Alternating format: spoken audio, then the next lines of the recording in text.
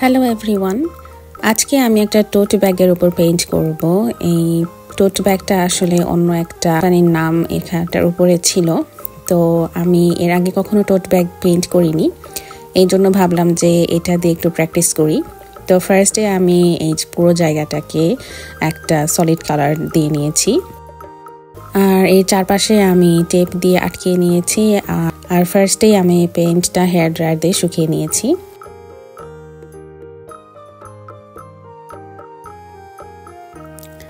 এরপরে আমি একটা ডিজাইন করছি, এখানে অনেকগুলো আমি ফুল আর ঘাস দিয়ে নিচ্ছি। আর এখানে দেখতে মনে হবে যে ঘাসের উপর অনেক ধরনের ফুল ফুটে আছে। তো এখানে যে কোনো ধরনের যে কোনো শেপের সাইজের ফুল দিতে পারেন। এখানে আমি একটু ডিফারেন্ট একটা ফুল করারও চেষ্টা করেছি, দুইটা কালার মিক্স করে। মূলত এই ধরনের ফুলগুলো গোলাপের মতো দেখতে হয়। এই পেইন্টটা আমি অ্যাক্রিলিক কালার দিয়ে করেছি, যেহেতু আমি এটাকে ডেমো করার ট্রাই করেছিলাম যে আসলে হয় কিনা বা আমি পারি কিনা এটা দেখার জন্য।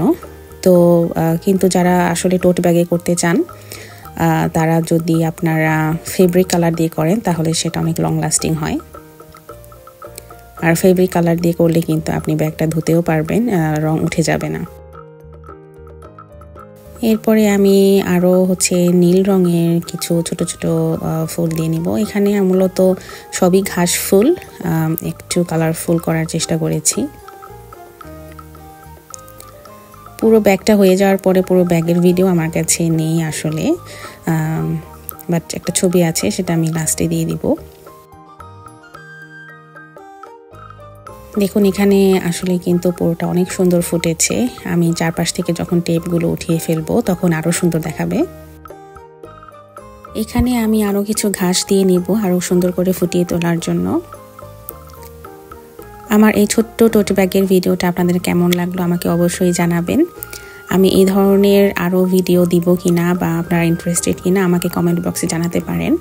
এরপরে আমি ট্রাই করব ফেব্রিক কালার দিয়ে করতে, কারণ এটা যেহেতু একটা প্র্যাকটিস ভিডিও ছিল তাই আমি করিনি। আশা করি আপনাদের ভিডিওটা ভালো লেগেছে।